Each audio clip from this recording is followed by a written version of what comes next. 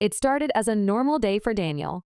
The sun had just begun to rise over the sleepy countryside as he laced up his sneakers, preparing for his morning jog. He had no idea that today would be the most terrifying run of his life. Daniel was a fitness enthusiast who ran the same dirt road every morning. The route was peaceful, flanked by green fields on one side and an old wooden fence on the other.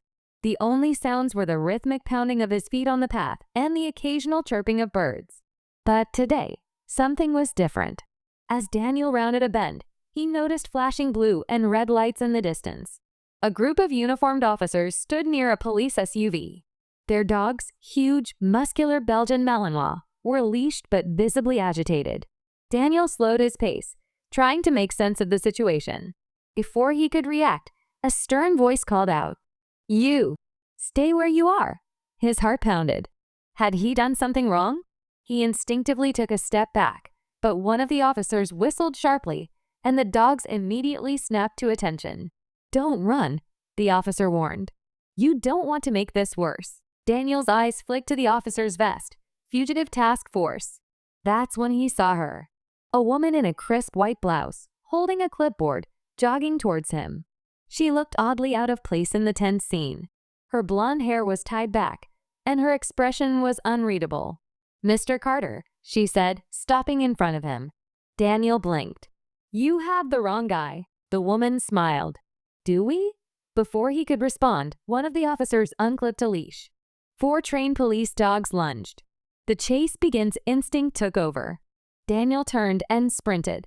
His muscles burned as adrenaline surged through him. "Stop!" an officer bellowed, but Daniel had already made up his mind. He didn't know why they were after him, but he wasn't sticking around to find out. The dogs were fast, too fast. He could hear their paws slamming against the dirt, their panting growing louder. They were gaining on him. He veered off the road, crashing through the tall grass and into the woods. Branches scratched his arms, sweat dripped into his eyes, but he kept running. The sound of heavy boots followed closely behind. Then, a deafening bang. A gunshot. Daniel's breath caught in his throat. They were shooting at him. Another shot rang out, this time hitting a tree inches from his head, sending bark flying into his face. The trap up ahead, he spotted an old abandoned farmhouse. He had no choice. He bolted towards it, threw himself through the open doorway, and collapsed against the wall, gasping for air. The house was in ruins, dusty furniture, broken windows, and a smell of rot hanging in the air. He needed a plan. Fast. A voice crackled through a radio outside. "He's in the house. Surround it." Daniel's stomach dropped. He peered out of a shattered window. Officers were fanning out, their weapons drawn. Suddenly, a low growl echoed from the darkness behind him. He turned slowly. One of the dogs had made it inside. It bared its teeth, crouching low, preparing to strike. Daniel grabbed a rusted chair and swung it just as the dog lunged. The impact sent the animal yelping backward, giving him a split second to move. He darted up the staircase, 2 steps at a time, and burst onto the second floor. The floorboards groaned under his weight. He needed to escape now. A window. Without thinking, he launched himself through the glass, shattering it on impact. He hit the ground hard, pain shooting through his shoulder. But there was no time to stop. He scrambled to his feet and ran. The reveal, a helicopter roared overhead. The entire area was swarming with officers. Then Daniel saw it, a road. If he could just make it, a gunshot exploded next to him, sending dirt flying into his eyes. He tripped. Before he could get up, boots slammed into his back, pinning him down. "Got him!" Daniel struggled, but it was useless. He was flipped onto his back, staring up at the sky as the officer secured his wrists.